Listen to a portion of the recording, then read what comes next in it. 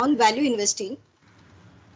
Today we are very privileged to have with us CA Rupesh Shah sir. I will just give a brief overview of his very stupendous achievements.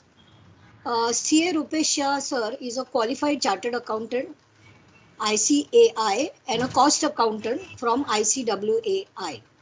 He is also a strategic financial leader with an experience of over 25 years in providing financial leadership and guidance in complete gamut of finance, tax, and accounts function.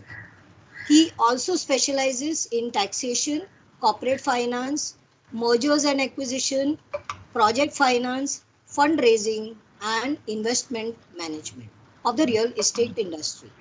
He was heading the finance and accounts function for real estate development and also investment in stock market business of Pratham Group. He was responsible for devising financial and operational strategies, monitor control systems, and report the financial results. CA Rupesha sir is a very keen planner with a proven ability in managing diverse business groups spread across multiple locations. He has formulated companies' future directions, and he also supports tactical initiatives and helps in managing the IPO process and the mergers and acquisition. He has a passion to contribute towards the society, and he has conducted various training programs on topics from related to Indian accounting standard, understanding the balance sheet, finance for non-finance executives, GST and its impact, lending and decision, etc. He has conducted training for Kotak Mahindra Bank, Axis Bank, Yes Bank, IDFC Bank, Bank of Baroda, ICICI Bank, and other top management institute. We are also very fortunate to have with us CA Rupesha sir on our board as a visiting faculty. And with that short introduction, now I I give this mic over to Rupesha sir to start his deliberations on value investing and guide our millennial investors. Over to you, sir. Yeah, so good afternoon, everybody, and a warm welcome. And first of all, thank you, madam, for a kind introduction. Right? A lot of things you said about me, and I promise I try to live up to the expectation in this session. So, friends, today, we are going to talk about value investments. We are going to talk about fundamental analysis, and we'll try to cover and touch upon, the problem today going, into the global environment, especially the war-like situation which we are in the Europe. And with this, let me share my presentation. And the moment it is available on the screen, I'll request madam to give me the green signal once it is available on the screen. And I hope the presentation is visible. Yes, sir. So Yes. friends, we are today going to talk about value investments, right? And in value investments, the fundamental plays very important role. But before we talk about investments or value investments, we really have to understand that in the capital market, right, there are two style of approaching and making money. The one is the investment and another is the trading. And investment also nowadays is divided into value investments and the growth investment, momentum investment, techno funda investments. So as the time passes, a lot of versions of investments are coming. But let us broadly first understand what is investments and what is trading. Friends, both are very good approach to make money in the market, but you have to understand yourself first, whether you are an investor, you are a trader. Let us first understand who is the trader or what is a trading. A trader is a person who try to look at the price behavior of a particular security and try to make money by way of going long or going short and want to earn the difference in the price as a profit. He has nothing to do with the performance of the company. He purely relies on the technical chart and try to understand the past behavior Try to plot these points, understand the momentum, various indicators, and take a call that from here the price likely to go up, then he will buy, and when it reach that stage of a target price or the resistance, he will book the profit. If he has a view that from this point the past historical trend indicates that it has to go down, then he will short the particular security, and when it achieves the target price, he will book the profits. He has nothing to do with the performance or the fundamentals of the company or the return ratios of the company or certain other performance ratio of the company. But when we talk about investments, it is totally different than traders. So first we have to understand what is the meaning of investments. Now investment, as you know, in the book of Intelligent Investor, Benjamin Graham has very nicely put that investment means what, which is something, an activity or the process which first ensures safety of your capital. After ensuring your safety of the capital, then you look for a reasonable sustainable rate of return. I will repeat, first you ensure safety of the capital, first you ensure safety of the capital, then you would like to go for earning reasonable rate of return, and that too on a sustainable basis. If it is not so, if these three things are not achieved, one is the safety of capital or reasonable rate of return on sustainable basis, if any of these variable is missing, then it doesn't qualify as an investments.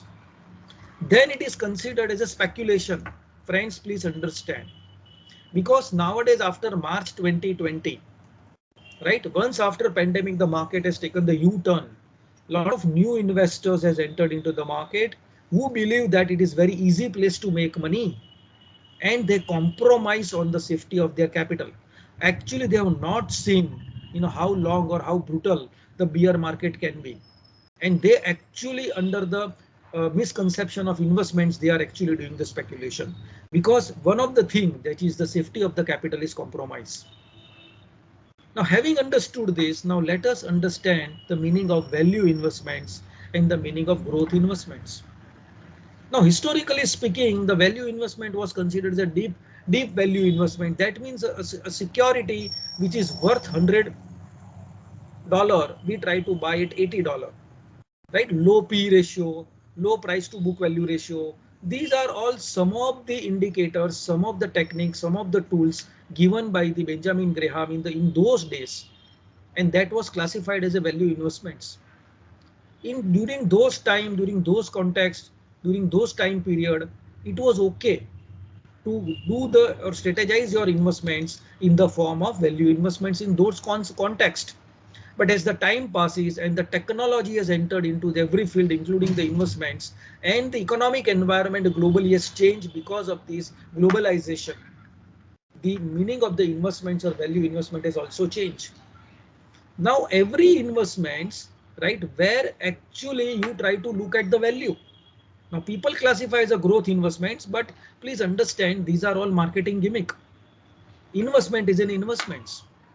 Now, when you try to look at the growth company, you try to look at that what could be the intrinsic value of this company, right? If I take into account little considerable long period of time, and what could be the present value or the intrinsic value if I discount all this cash flow at a particular discount rate, and you arrive at an intrinsic value.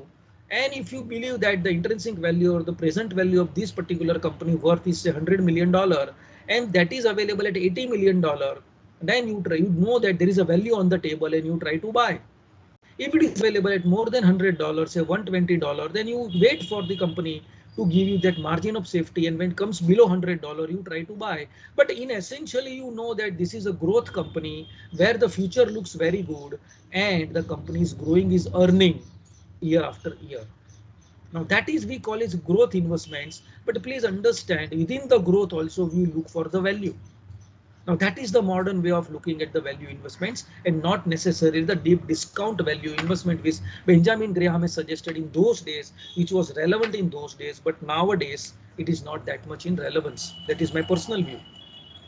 Now having understood this, now let us see, how the value investor or how the any investor approach the stock market. Now if you look at on your slide, it is given, in a manner which you can understand that, first, the foundation is this, and then all these pillars are there, then you can actually construct a very good portfolio if you follow this process. Now, very first important part of the foundation is the business owner's mindset. Now, what does that mean? Please understand, when we want to create a portfolio of a good businesses, we should understand that we are not investing into a piece of paper or a particular stock. They are just the medium through which you are actually buying a business. So you should have a thought process like a businessman. Your mindset should be like a businessman and not like a very short term oriented mindset कि यार 10 में लिया और कल 12 में बेच दिया. No, you think like a businessman. The investor will believe that he is the minority partner in a particular business. He will not try to buy this because tomorrow price is going to go up. Now let me give you an example how the investor should have a owner's mindset and how owner think. So for example, if you have a very good business and you are physically running a particular business, and say you are making a profit of 10 lakh rupees per annum, and say the discounting rate for you is 10%. That means the value of that company, if you divide 10 crore by 10%, it is roughly 100 crore. So value of that company is 100 crore. If somebody tomorrow give you 102 crore, will you sell your company? No. Somebody gives you 80 crore, will you feel that the worth has gone down, I should exit the company? No.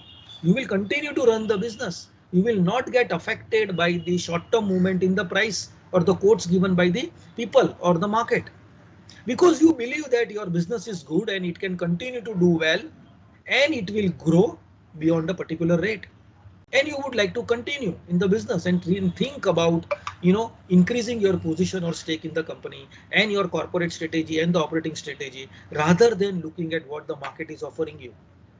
That is the business mindset. What market offer you is the effect of what you do in your business. It cannot be the cause. Now that is the difference between the owner's mindset and the ordinary trader's mindset. So investor has to think like a owner. And the Warren Buffett has beautifully put it that he was successful as an investor because he was a good businessman. And good businessman can always be a good investor. So you should first inculcate a mind of the businessman and not the mind of a trader if you really want to go for portfolio construction for wealth creation in the long run. Now, another important thing which one has to understand when you have a owner's mindset is your circle of competence. Now, what do you mean by circle of competence? In a very simple terms, it means that you will invest in those company which you understand. That means what?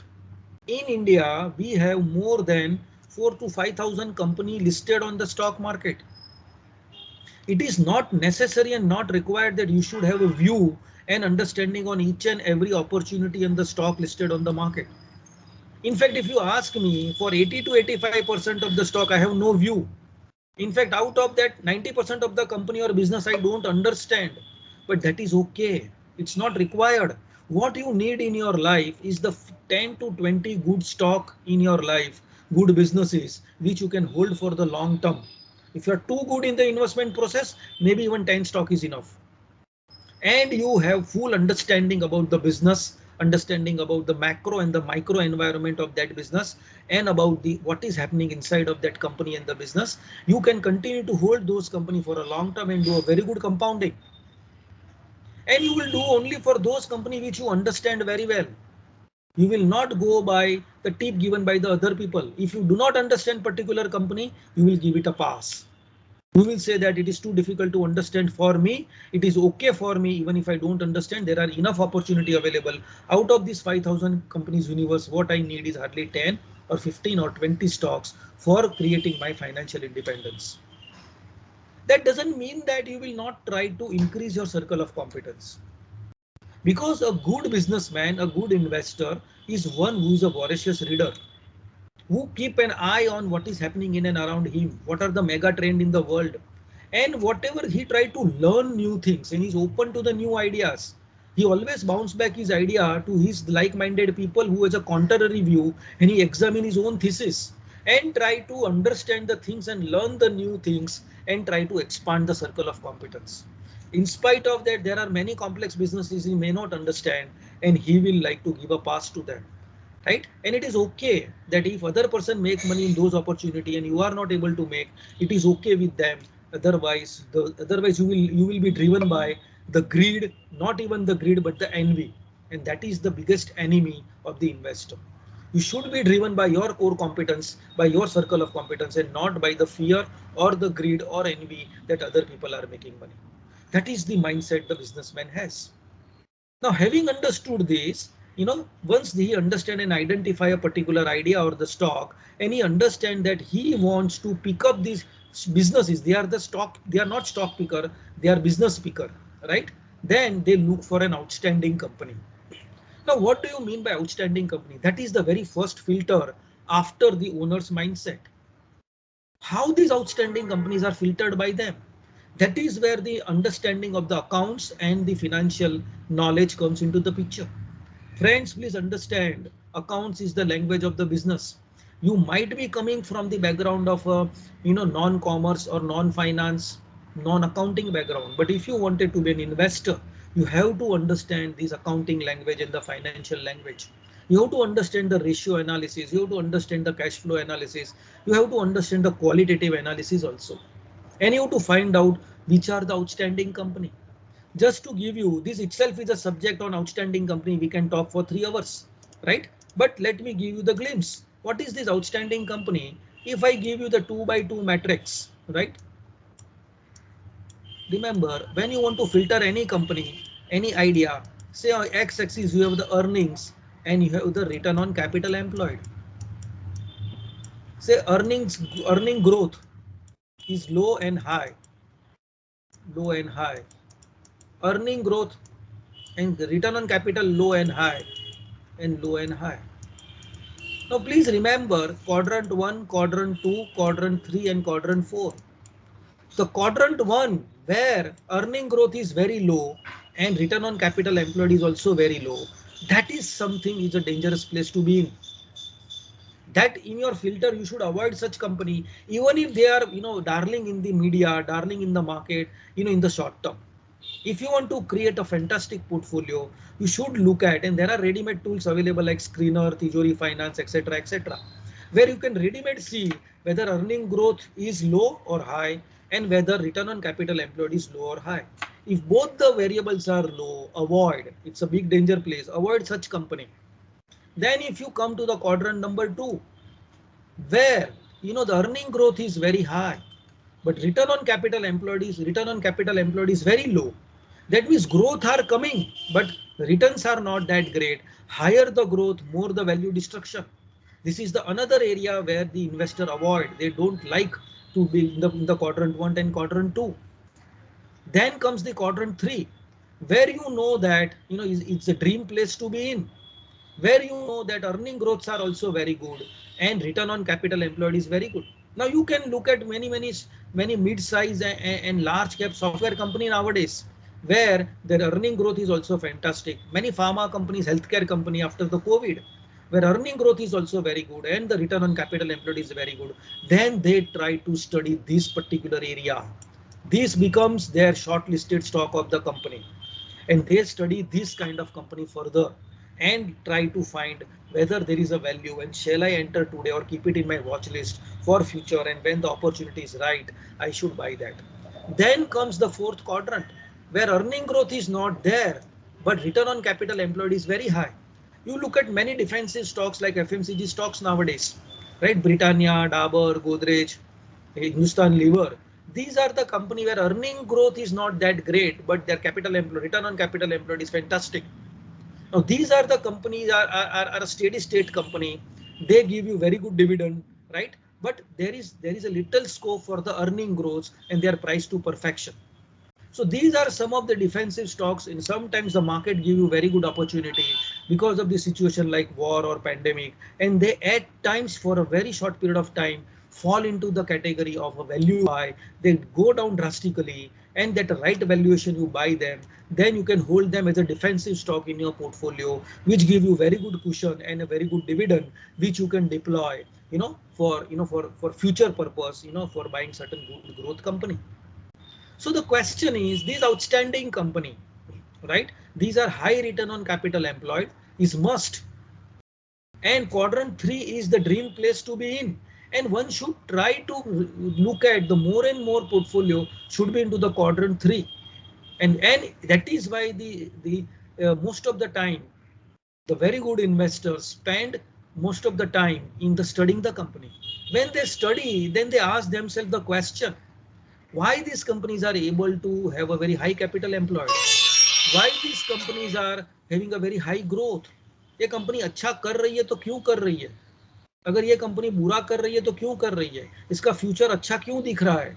These kind of question they ask themselves, they try to find the answer to those questions, and then they classify them as outstanding company.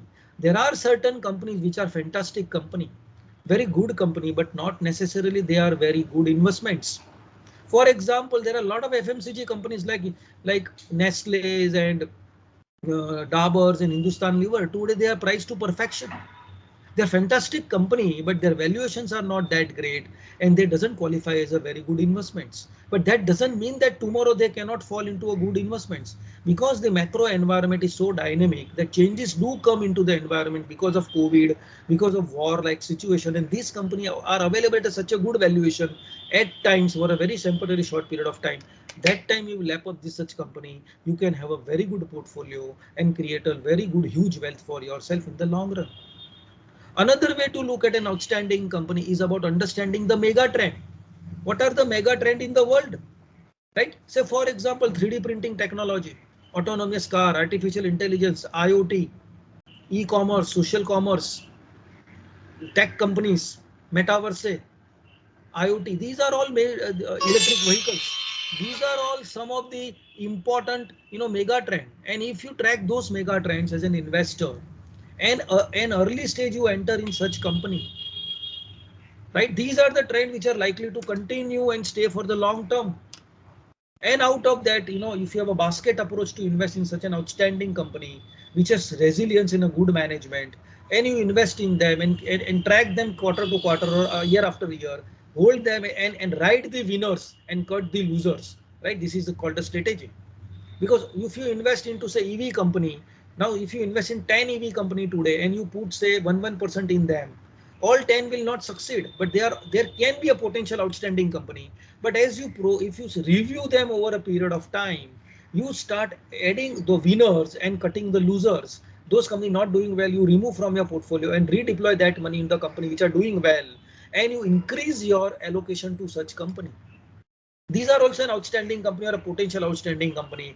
That is the another strategy the investor follow and create a huge wealth for themselves. For themselves. Then the next stage they do after they arrive at the very good idea of an outstanding company or to be an outstanding company, they try to do the second filter. And that second filter is about understanding the quality of the promoters. The promoter means the shareholder, so the person who run the company. Person in India, majority of the good companies are in the hands of the family. There are very few professionally driven company, but whoever who are in charge of the running the company are called promoters. Now these companies we try to look at the promoter, the quality of the promoters. Then the logical question comes: how we understand the quality of the promoters? Because it is a very subjective thing. किसी के sir पे नहीं लिखा है कि ये ईमानदार है. So first condition is to understand is about promoter is how they treat their minority shareholders, how they treat their the employees, how they treat the investors. Are they investor friendly? So how will you judge these things? You judge these things by certain parameters. Whether the nowadays we look at whether what is the stake the promoter has in the company. If they have a very good stake like 50% or 60% or say 40% plus, then we know that they have a skin in the game. Then we look at quality of the reporting by the promoters, right? Whether there is a transparency in the reporting. We also look at when we read the last 10 years of the reports, we look at we look at in and see the chronological order, what they have a promise in the year one, whether they have promise have fulfilled in the subsequent year or not. So we understand the level of integrity, that is the promoter who just talk big things but don't deliver and just interested in checking up the price and pump and dump strategy we call it.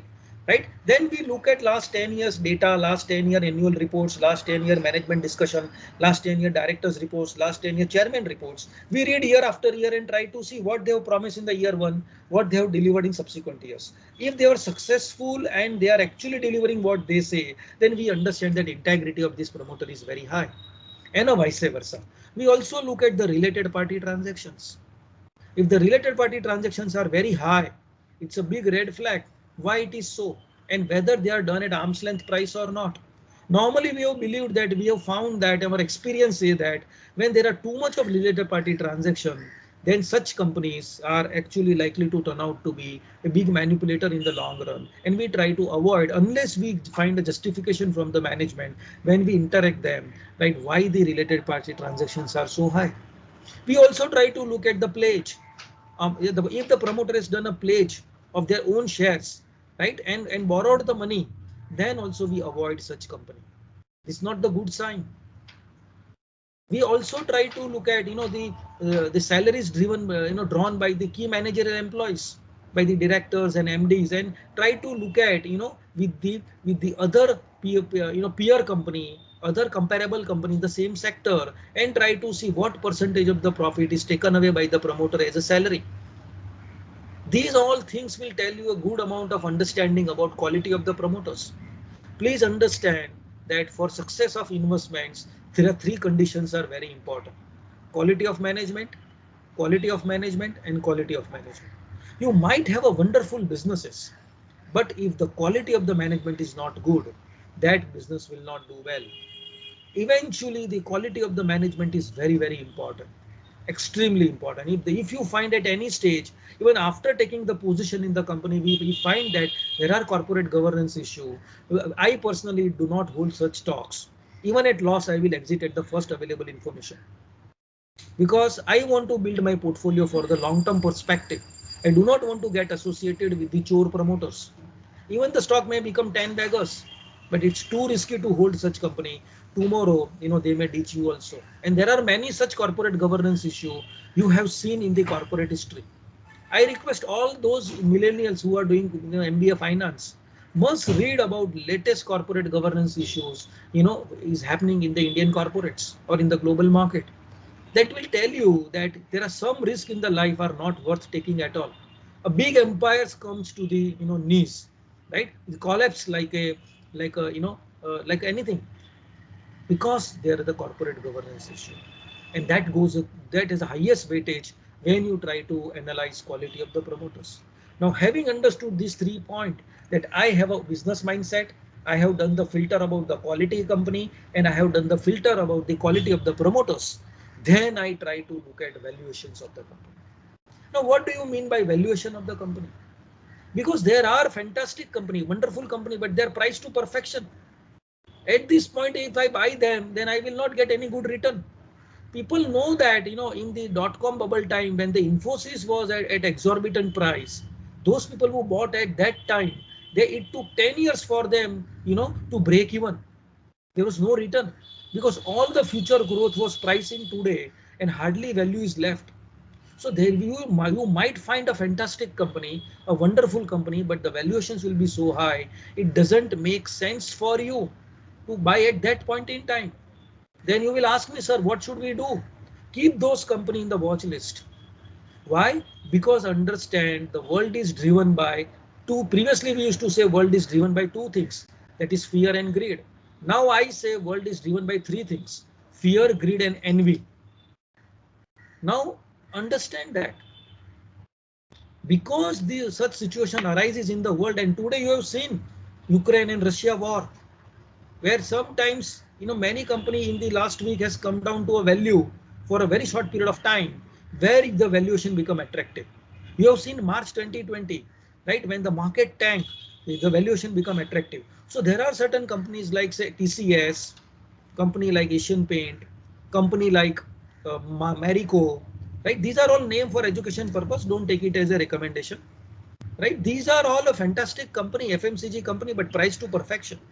But because of this fear or a greed or certain event in the market, they may come down at times, and it give you offer you an opportunity, very short window. That time you should lap up such company. Then there is another sort of companies which are growth company. Say there are EV mega trend is playing out, right? Trend of autonomous car, trend of say in the field of AMCs, the robotic investments. There are many such trends are playing out. Artificial intelligence, 3D printing. Now all those companies, online retail, they have a fantastic future. But point is there is a lot of uncertainty that who will survive, who will not survive. So what do you have to do now? Right? So I advise that because of this kind of the world is changing now, I advise people to keep two kind of a portfolio. The one is a core portfolio, another is a satellite portfolio. In the core portfolio, as I told you, these are some proven companies which are quadrant 3 company, right? Invest them when the opportunity is right, when the valuation is right, and try to make an allocation. Then keep a satellite portfolio for 30% of your capital. In the satellite portfolio is like your laboratory, where you try to experiment certain mega trend like e-commerce, right? Like EV, right? These are all certain mega trends where you understand which are the company available today in the public domain, do the basic filter and invest some 1% 2% of your capital, and watch this company how they progress. And say I find five such companies in the EV space, I will allocate 1% to all these five company if they pass this basic three criteria filter. And then I watch them every quarter, who is doing well, who is on a right track, and then I add to the position at every such confirmation comes. Okay, now company A is doing good, I will add to the position from 1% to 2%. And say company C is not doing good and the signals are not good, or I found that there are some problems, or the vision is not there, or they are not able, doesn't have a good management bandwidth, I may cut the position there and transfer to the company A. And slowly I build the portfolio in megatrend who are the winners. Now this is called riding the winners and cutting the losers.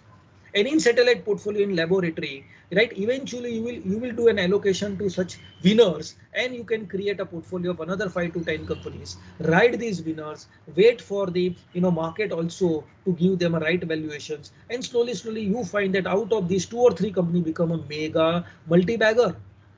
And once they matured and you feel that now they are in quadrant 3 company and they are likely to continue for the long term, you transfer them from satellite portfolio to the core portfolio, right? And follow the strategy as usual we follow for the core portfolio, and do the experiment in the satellite portfolio. Because in satellite portfolio you play with 30% of money and you slowly add your portfolio when the valuations are right, because this is the place where the futuristic companies are emerging. You have to do these experiments and have to find the winners for the future.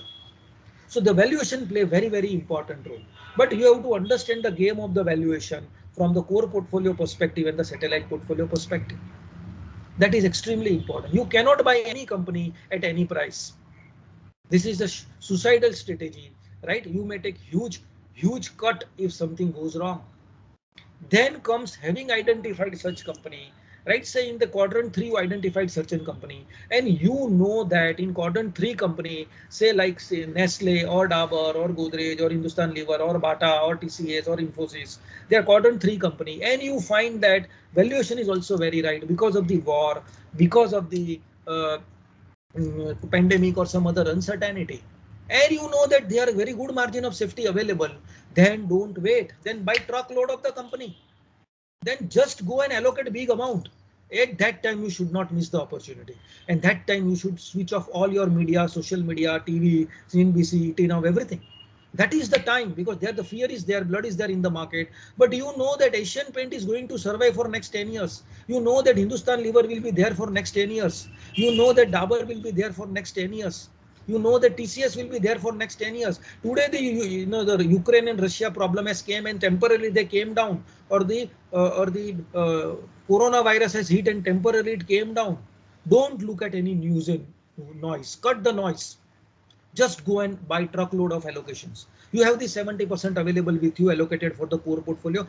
Just allocate huge amount, because unless you allocate huge amount, you will not create the wealth. For example, if I find 10 companies, say imagine I have invested in 10 company. 1 second, just give you the mathematics. Say I have invested in 10 company, say in 5 company, and I have invested, say this company become say 10x, and this company becomes a 3x. and these are giving me only 10%, these give me minus 10%, these give me minus 5% return, right? And say I have allocated 10% here, 10% here, 10% here, equal allocation, I will not make good money. But see, if I have a conviction as time passes, and I have increased my allocation from 20 to 30, my portfolio return will improve. So you have to understand, you have to write the winners, and where you know that these companies are excellent companies doing well, opportunities right, increase your allocation here. Many times people find good company, but they don't do the big allocation and they don't make money. And George Soros has told this very nicely, that it is not important in the share market to be right. The most important is how big you are right.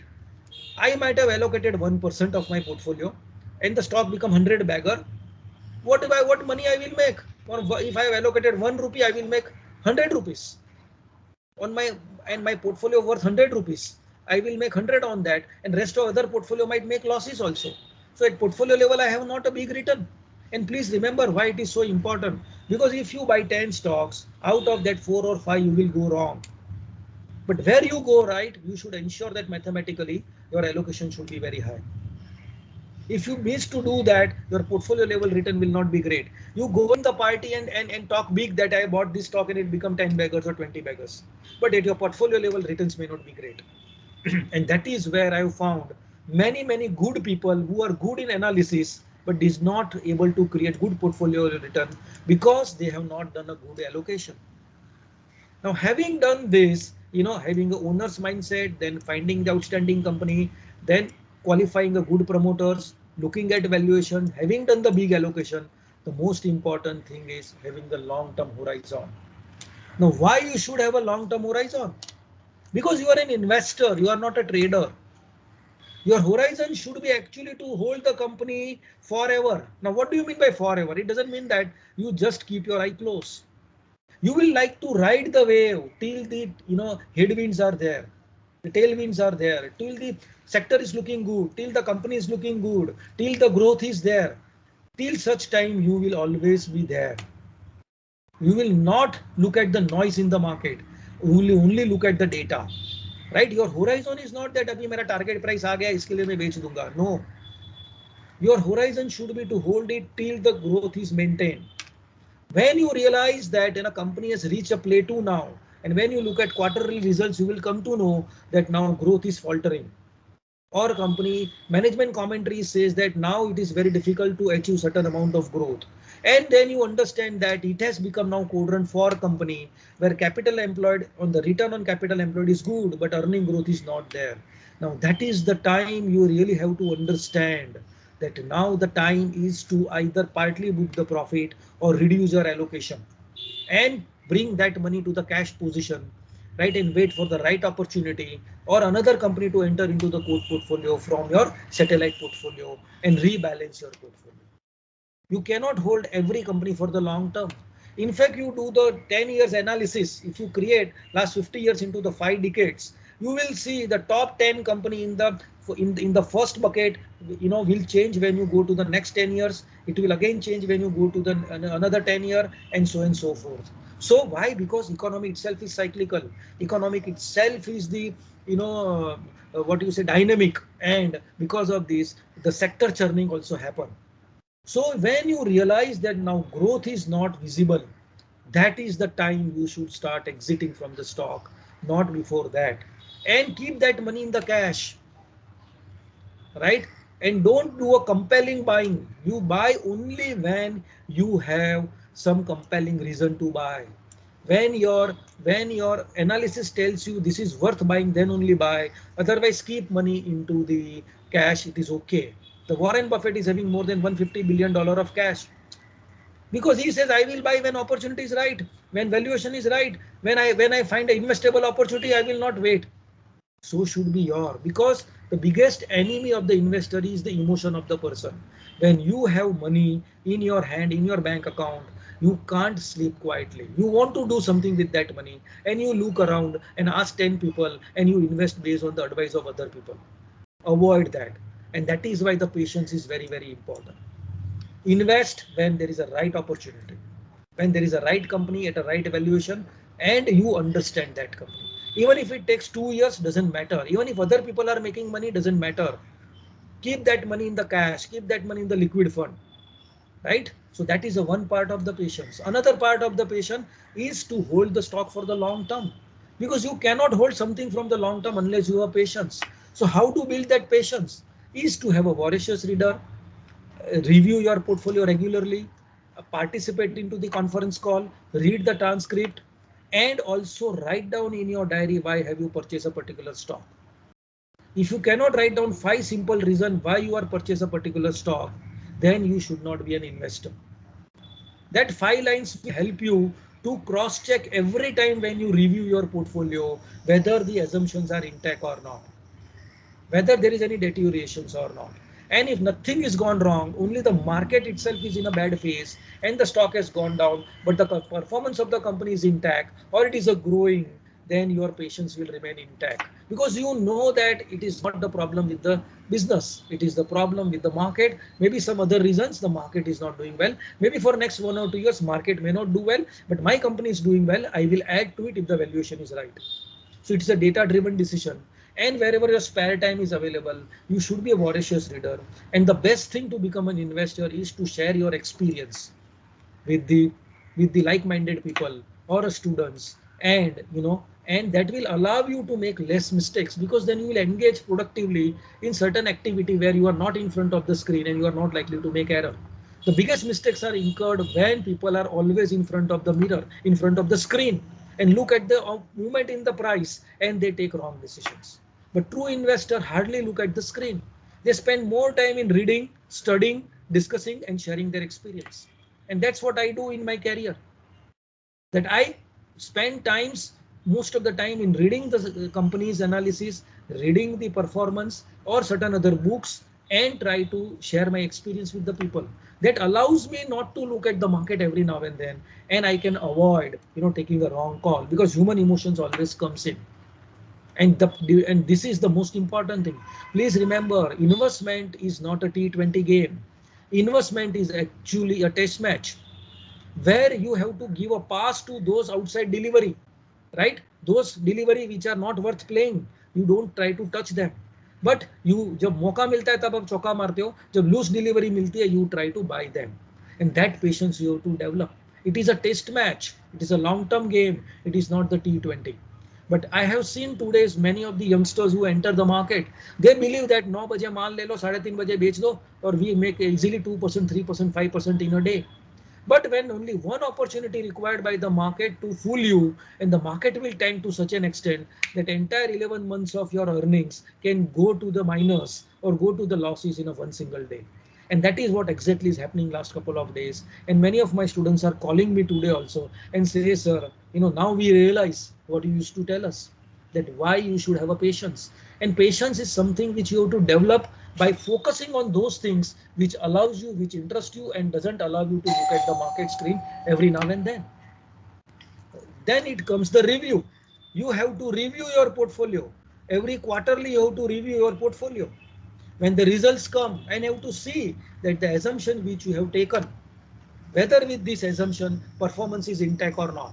If your performance is not intact, then you have to look at the reason why the company is not doing well. If there is a structural damage, if there is an issue with the management, corporate governance, then you exit.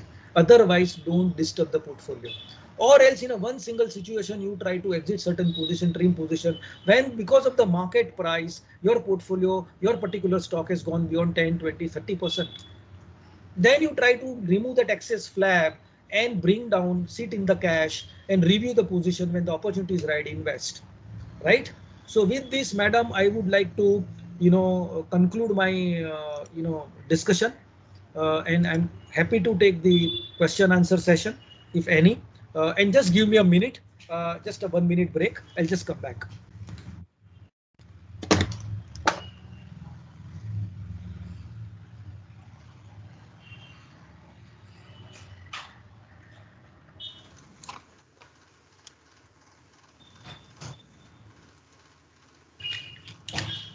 Yeah, we can take the question.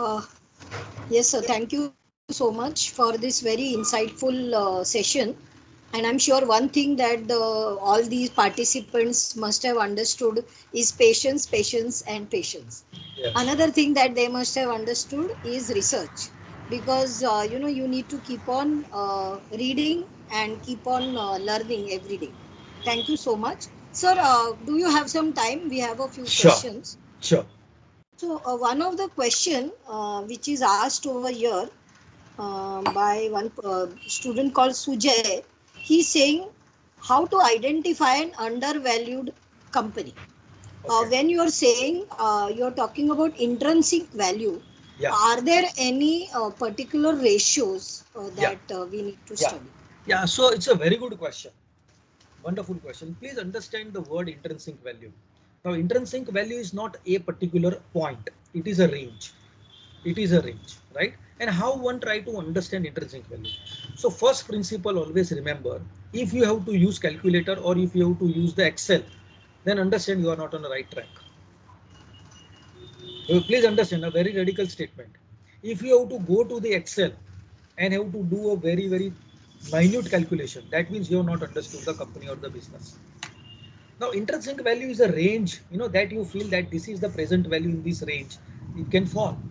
So you have, once you study the company, both micro and the macro, you have a certain understanding about what are the revenue drivers and from where the growth can come. The growth can come from the sales, growth can come from the operating margin, growth can come from the margin expansion, growth can come from the debt reduction. Please remember this four cylinder of the growth, friends. So you, when you understand the company, you know that which cylinder is firing, all four, one of the two, or one, and how far, broadly speaking, a growth can come. And having understood this, you can calculate either on calculator or on your fingertips or mentally that in next 5 years, this is the kind of growth I can look at in revenue and in the profitability. And if I just discount that, because your discount rate is your discount rate. Please understand. Don't go by what other takes, because let me tell you why I so. So for me, if I have to invest money, my hurdle rate is 15%. If anything give me below 15%, I will not invest in that stock. Then the question is why? Friends, because Nifty in the long run is given 15%. So why should I take headache of earning 15% and doing all this time pass of researching the stock? Then I will jolly well buy the index fund, which give me 15%, right? So my discount rate, my hurdle rate is 15%. So I discount, all those growth, all those earnings, all those profits at 15%, and plus I take a terminal value. In your DCF, you must have been taught a terminal value. So I take that terminal value, what terminal multiple market can give, and I try to work out, what is the intrinsic value, which should not take more than 10 minutes for you. You have to spend more time on qualitative understanding about these growth drivers, right? The calculations will come at the end, right? So the more analysis has to be on a qualitative side. Then and then you look at that whether, as per your understanding, if the intrinsic value comes at say 1,000 crore of the company as a whole, and if the market cap of that company is 800 crore, then for you it is undervalued, right? But somebody is coming from Japan and there is a negative rate of return and they are okay with 5% discount rate.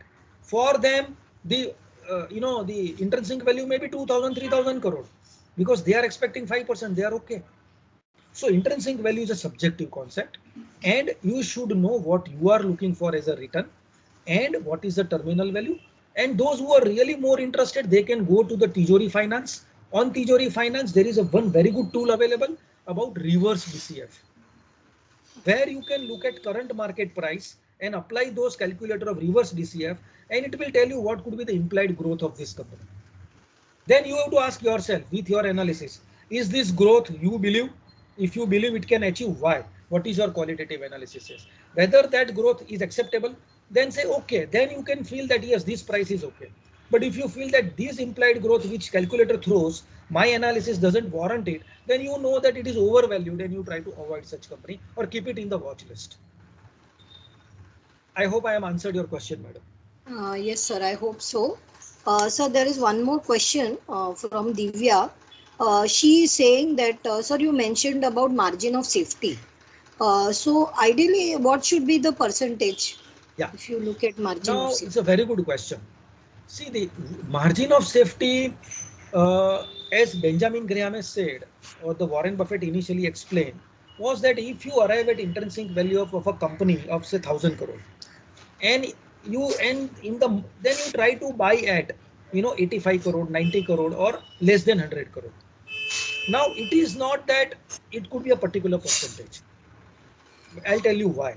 Because when you do qualitative analysis, you will understand at what risk level, when you try to grade the risk, you understand that what is the risk level. Say, for example, if I am playing into the satellite portfolio and I'm trying to find a future mega trend successful company, I know that risk is very high. So I try to have 15-20% of margin of safety.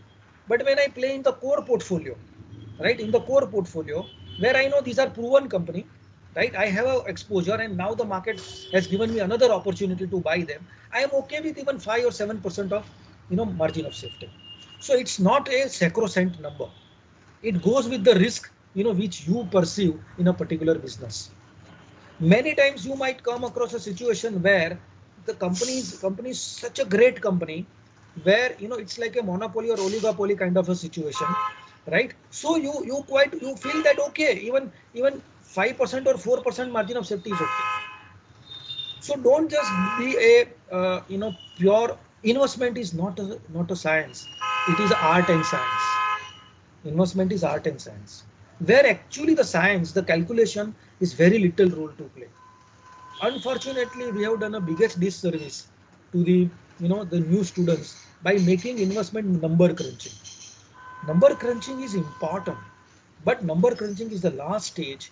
The real it is the is the art where this qualitative analysis play important role, and from there the idea, from there the reasons and the logic for number crunching comes out. Yeah. Okay. I hope, Divya, your question is answered. So there is one more question from Sanket. He is asking that there is a concept that he has learned called the economic moat, and Hmm. what is its significance in value investing? Yeah. So when you study quality of the company, right? It's a wonderful question. Quality of the company, one of the thing you look at is the economic moat. Now, for example, let me start with a practical example. Say when I look at Amazon, say for example, say I am investing in Amazon. Then I see that Amazon, the return on capital employed is very high and earning growth is very high. So quantitative parameters tell me it is a quality company. Then I ask myself the question, why it is quality, why it is able to generate sustainably such good numbers, both on earning growth and capital employed. When I start digging deep, I come to know that Amazon is actually a big laboratory.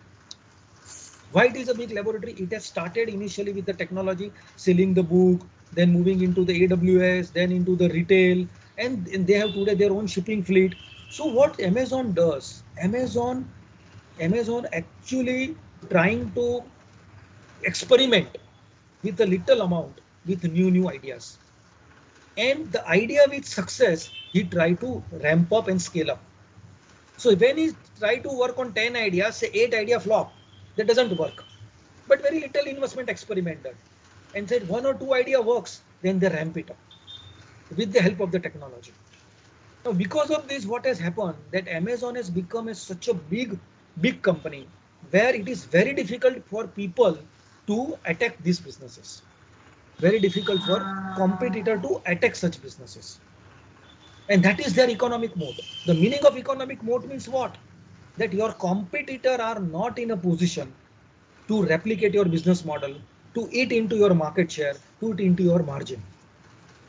That means there is an entry barrier. Why?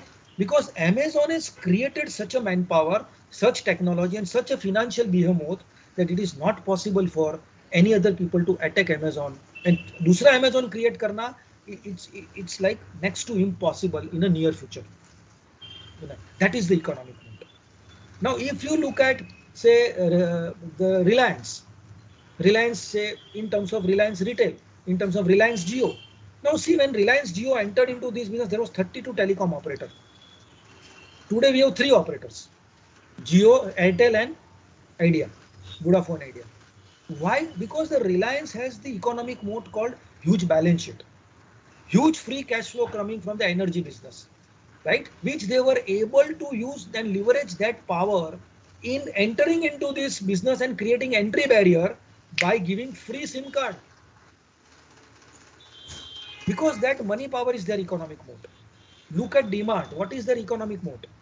Right? Their economic moat is not that they have their money power and they have a model where brick and mortar model in all the vicinity of good catchment area and use their financial power to buy at such a low price and offer it at such a low price in the market nobody can give you. And they are supplementing with the digital media, digital strategy of demand ready and their app. So that is their economic mode, because retail anybody can enter, but with this financial power, they bring down the price to such an extent that other people are not able to do. And then they are strengthening this economic mode with technology. So at the one side, you have a Geo Mart, which is totally on online retail, trying to create a biggest market share. Another side, we have a combination of brick and mortar plus digital technology with DMart. Both are in retail, a different strategy, but both have created economic mode in their respective area. Right, sir. Thank you Yeah. so much. I think there are two more questions. I will just, sir, is it okay?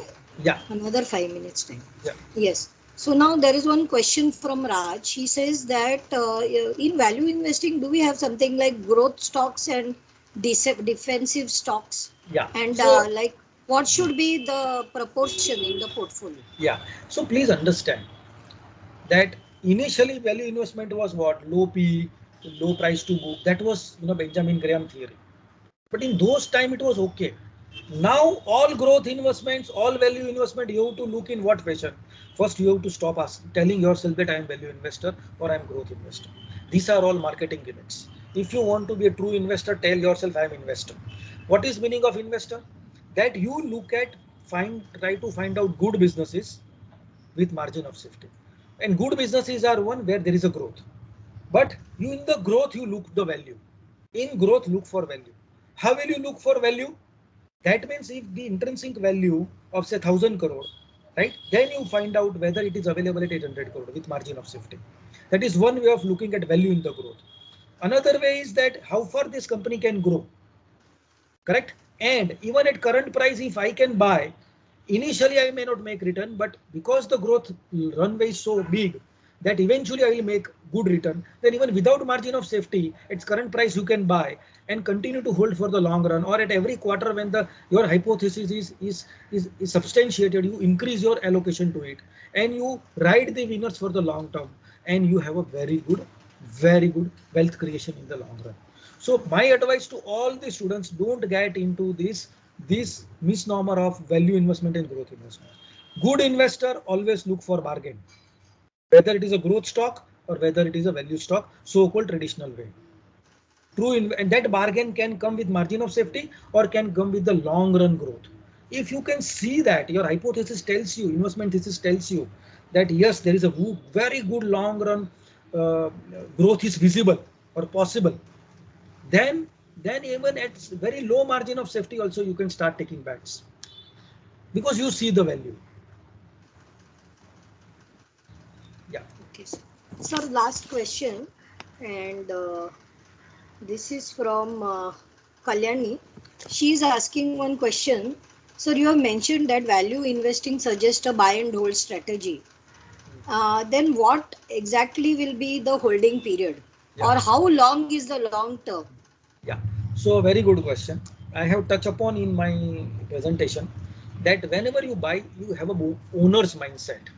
Agar you feel that I am the part owner or minority shareholder in this company, then you will not think of selling the company. You will sell the company only in 2 or 3 situations. Please understand. One, if there is a corporate governance issue, you will immediately exit. Profit or loss, you will not think. Please remember this thing. This is a very important part of money management and risk management.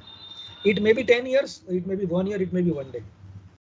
Number two, if your hypothesis proven right and you invested in a company, say 10 lakhs of rupees over a period of time, and it becomes a 10 bagger, and say it becomes 10 crore market value, and in your portfolio, say allocation goes above 15%, 20%, right? So as a risk management, you try to say do not want anything more than 15%, and it has hit 21%. That extra 6% you exit. It's not because company is bad, but you want in place a risk management. So you sell those 6%, take it into the cash, sit on the cash, wait for the right opportunity. Again, I'll repeating, wait for the right opportunity. There has to be a compelling reason to buy a particular company. That money may lie for 1 year or one day. That's not important. What is important is, do you have a compelling reason to invest? Then you deploy that money. And you know the process, owner's mindset and all filtering criteria. And third is, when you start looking at that the growth is now tapering. Company is high ROC, because by definition we will not enter into quadrant 1 and quadrant 2. We will enter in quadrant 3 and 4 only. So return on capital employed is high, but the earning growth is started tapering, and 1 or 2 quarter has given this indication that now the growth has started tapering. Management commentary, conference call, gives you confirmation that now it has plateaued, growth is not there and it is not visible. You exit the stock. It can happen after 1 year also, after 20 years also, after 5 years also. It's why I'm telling you that investment is not the science, it is art. Please remember, students, especially finance students. And that is why, most of the people, out of 100, only 10 people make money in the market, and rest of the 90 make mediocre returns, or some of them even lose capital. Yeah. I hope I have answered your query. Yes, sir, I hope so. And thank you very much, sir, Thank you. for sharing your, real great insights with our students from your very, very busy schedule. And it was really nice to have you in Share Bazaar once again. Yeah, my Thank you so privilege. much. Thank you very much, and wish all the students all the best. Yeah. Thank you so much, sir.